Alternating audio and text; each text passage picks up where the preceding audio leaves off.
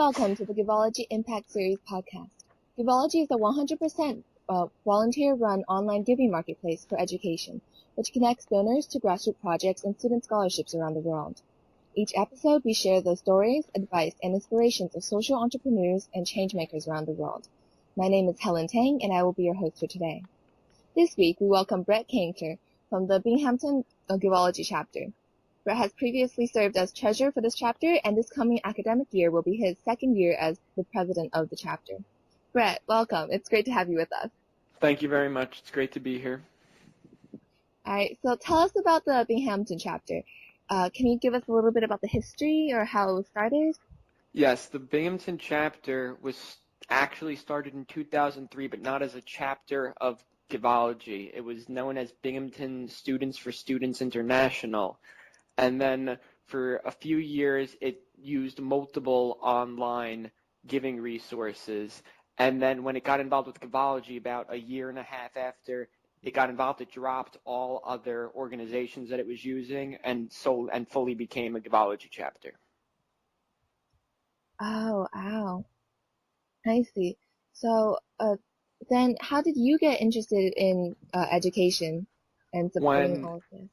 When I was a freshman, I knew I wanted to be involved in some clubs on campus, and so all these clubs have their general interest meetings in the first 2 weeks of each semester, and I basically went hopping from club meeting to club meeting, right. And I must have gone to over 20, and then I stuck with like 4 of them, and one of them was Givology, and probably because the first day that we were there, who was running the club back then, the first thing they had us do was write letters. To people that they were sending money to, and that was the most real thing that they had us do at any of these general meetings, because they're called general interest meetings. So normally you walk in and it's a PowerPoint, and then you leave. But this, they actually had us doing something. We were involved from the start. Wow, that's actually really amazing. So let's leading from this, how else has your chapter leverage the student community to raise donations, get increased involvement, and how increase acknowledgement of this problem? The biggest thing that we do to raise money is we have Krispy Kreme donut fundraisers. Wow. Okay. The school allows us once a month in the lobby of our union to set up a table that they provide for us, the table, and you can sell whatever you want, and you schedule it beforehand a few months in advance, and then there's a Krispy Kreme about an hour and a half away, so I forget how many donuts. I think we place an order for like $150 worth of donuts. Wow, that's impressive. Because that's the highest amount of money, $150, that we can purchase without having to fill out extra paperwork with the student organization at the school. Oh, wow. So then we try to make sure the bake sale's on a Monday. We go down, we set it up for like a Sunday night to go pick them up, drive down the hour, grab them, and come back up. And we have an office in the union on campus, so we drop them in the office, so then the next day we just have to walk them a few minutes over to where the table is. Wow, that's pretty impressive. And the fundraisers are usually wildly successful. We usually make around $250 worth of profit at one of these. But sometimes we've made up to like $275, $300, close to $300, depending on, some people will come and they'll say, oh, I'll take one box of donuts, which we charge $10 for, but they'll give us a $20 bill and say keep the change, which happens frequently. That's actually pretty amazing, yeah. So yeah, we attract them with the donuts, and then they come for the donuts, but they stay for the cause. Right, makes sense. And then sometimes we also, and this has been going on since before I joined the club, talent shows, where the talent show would be free and open to the public. There would be a donation thing, but it basically Givology would just be sponsoring a talent show, and we would send out an email across campus, and anybody who wanted to get involved would get involved, and that was a way that we spread awareness and then having this free event, people would come to see their friends play, or if they heard about it from a friend of a friend. Right. Wow. So those never really raised any money, but then everybody found out what Givology was. Right, and so this is how you raise awareness about Givology and then the greater issue as well. Yes. Wow. So then, as a givologist, how does that like change your perspective, especially since you're a college student right now? So that's definitely a different take on education. Definitely. You realize that the education is the biggest thing that someone can have that'll change their life, no matter what position they're born in. If there's no education, there's no way they're going to even have a fighting chance to get out of a negative starting point. Oh, right. So it's made me realize even more because, living in the United States, going to high school, basically everybody from my high school goes to college, and then everybody from that I've ever known basically graduates college. You start to take it for granted a little bit. Right, but then you realize how hard people work for education. Mm-hmm. Yeah. Yes, and how big a difference it can make. Wow. So as a college student then, has there been any other activities that you've been particularly involved in?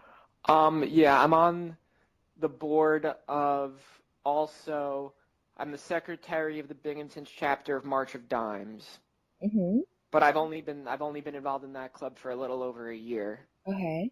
And I also, with someone who served as the vice president of Givology last year and the year before for 2 years. Right.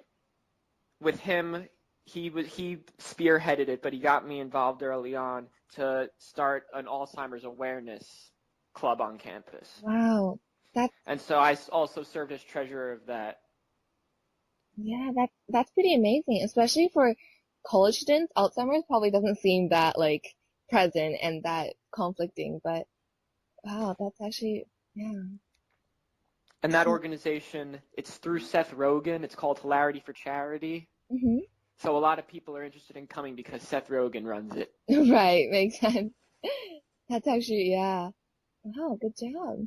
Then, well, as a Givology chapter president right now, and then especially since you're probably involved for a while with Givology, what advice would you give to someone who's a college student, who's considering Givology, or who's interested in starting a new chapter?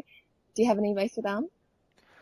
For starting a new chapter, the biggest issue, now I didn't start the chapter Givology, but I know from other processes of trying to charter and get an organization established, the biggest issue, the hardest part is getting through all the red tape and bureaucracy that the student association is involved with.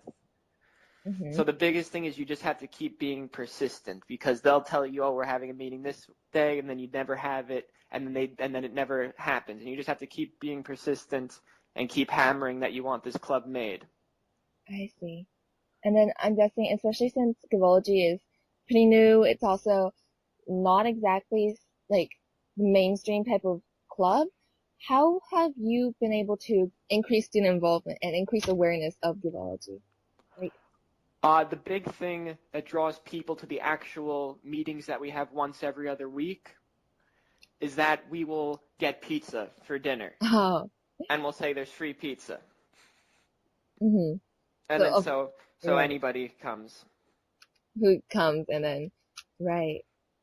Right, and then the same people, they start coming every week, and they have a slice of pizza, then everybody gets to know each other, and we discuss whatever we need to that week to set up another fundraiser.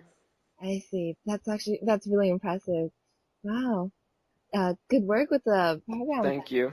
Yeah. All right. So this is wrapping up our episode of the Givology Impact Series podcast. Once again, I'd like to thank Brett Kanter for joining us to talk about the Binghamton chapter. My pleasure. Thank you very much. Thank you. So to learn more about the Binghamton chapter, you can find them on Facebook at facebook.com/GivologyBU or on their website at beengaged.binghamton.edu/organization/Givology. Thank you, Brett. Thank you.